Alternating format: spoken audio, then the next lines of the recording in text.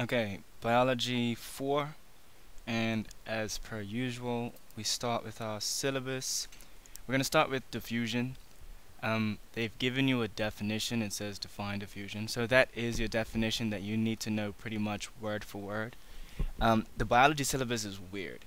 So I have to now explain what diffusion is because that definition doesn't actually do it. So we're going to cover diffusion. I'm gonna try and get all three: diffusion, active transport, and osmosis out in one video. So let's go. Now diffusion is when, before we start, all molecules are always moving. Okay, so if you were able to see molecules in the air, you would notice that they are moving around, wobbling all over the place. If we increase the temperature, they would move faster and further, okay, because of their kinetic energy. Now what diffusion is when molecules randomly move from one place to another, but they do it in a way that it goes from where there's a lot to where there's a little. So, great example, let's say I am standing in a corner. So I'm standing in a corner and I fart. Yes, fart. So I release fart molecules into the air. And let's say there are 1, 2, 3. Let's say there are 10 fart molecules right next to me. Over time, these fart molecules are going to slowly move and spread out because they're randomly moving. Some of them might come back to me and then they'll go away. And in 5 or 10 minutes, you have these 10 fart molecules and they'll end up looking like that. They will slowly spread out. Now they're still moving, by the way. But over time, they went from where there was a lot to where there was none or a little.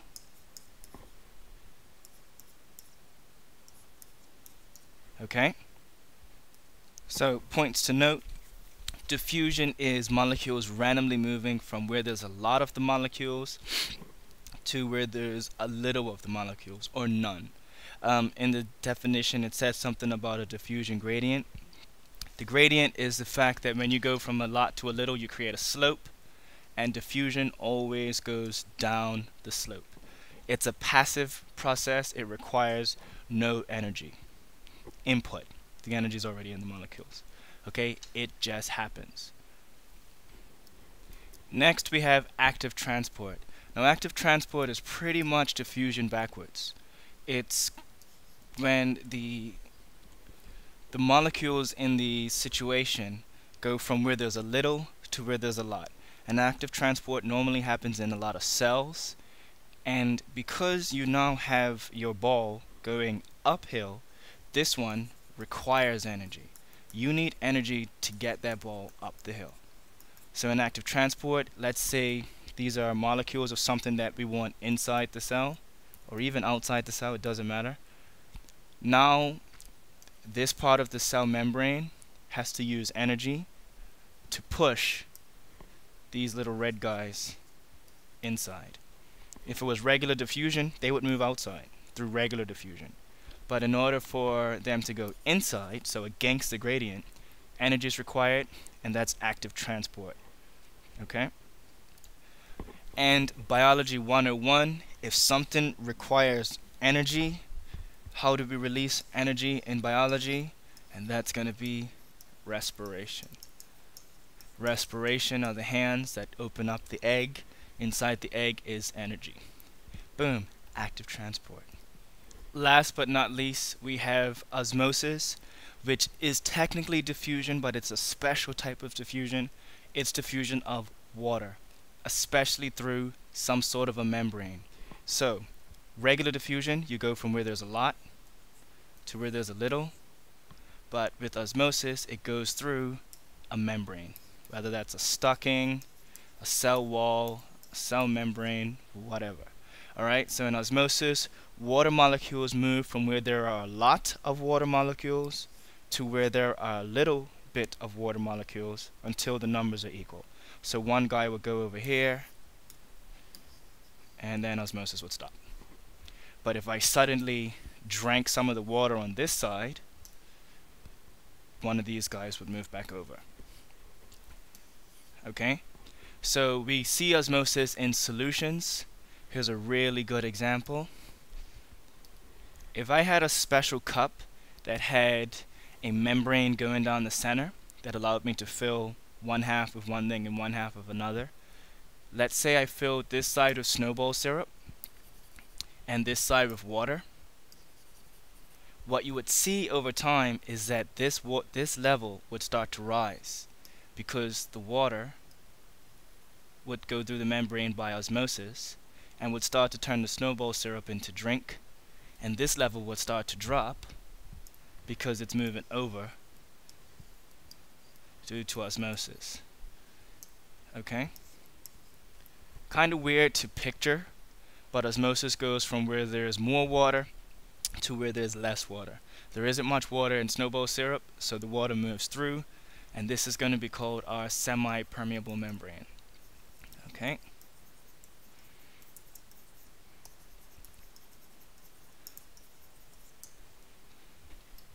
So here's a quick video of the osmosis thing. If I was to pause it and let you count how many water molecules are on each side, you'll see on this side there's 1, 2, 3, 4, 5, 6, 7, 8, 9, 10, and on this side there's 1, 2, 3, 4 that are free. So according to osmosis, it's going to go from where there's a lot of water to where there's a little bit of water, and water molecules are going to go through that semi-permeable membrane and make that level rise. Boom. So that's how osmosis works.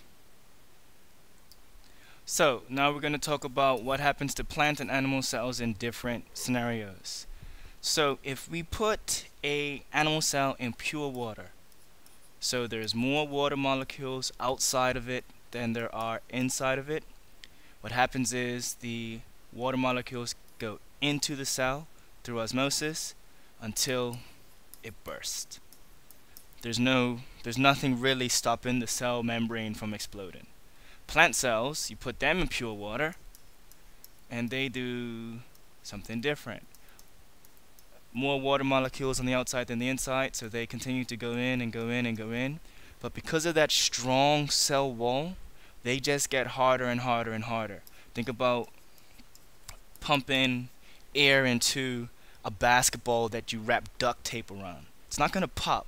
It's just going to turn into this hard rock. Now if you put the red blood cell, let's say in syrup, or a concentrated solution is what we'll call it. A concentrated solution. And we'll call this one a dilute solution. If you put the red blood cell into the concentrated solution, it shrinks. All the water starts to move out of the cell by osmosis, and it shrinks. And then for the plant cell, same idea. Put it in some syrup, or what we'll call a concentrated solution. We can't use the term strong and weak. We have to call it a concentrated and a dilute solution. If you put it in a concentrated solution, the same thing happens. The water moves through the vacuole and out through the cell wall and membrane, and you'll notice that the cell membrane pulls away from the cell wall. So think about if you had that basketball wrapped in duct tape.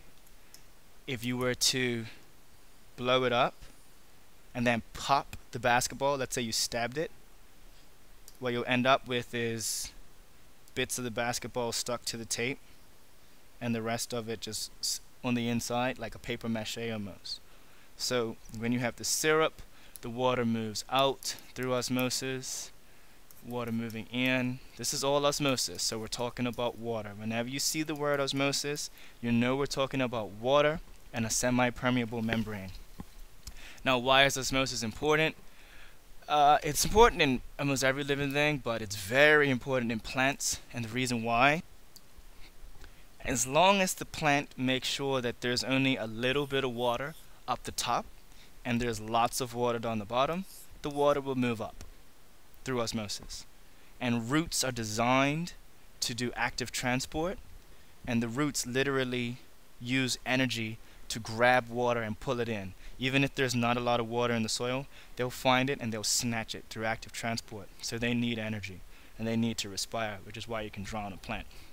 But if it ever goes the other way and you end up with a lot of water at the top and a little water at the bottom, it's gonna do the complete opposite, because that's how osmosis works. If there's lots up there and little down there, then the water's gonna go down.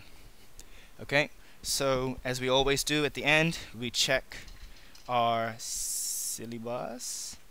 And can you define diffusion? For your definitions, those need to be word for word. The best way to learn definitions, I'm not kidding, is just to flashcard them and get it done. So, definition says, define diffusion as net movement of molecules, etc., etc. That is the definition, no questions asked. That's your definition of active transport. That's your definition of osmosis. Yes, you might be able to explain a little bit better, but there you go. The effects on animal and plant tissues, done. Turgid. Oh, I didn't name what the plant cell's called. When the plant cell does this, it's called plasmolysis. Plasmolysis.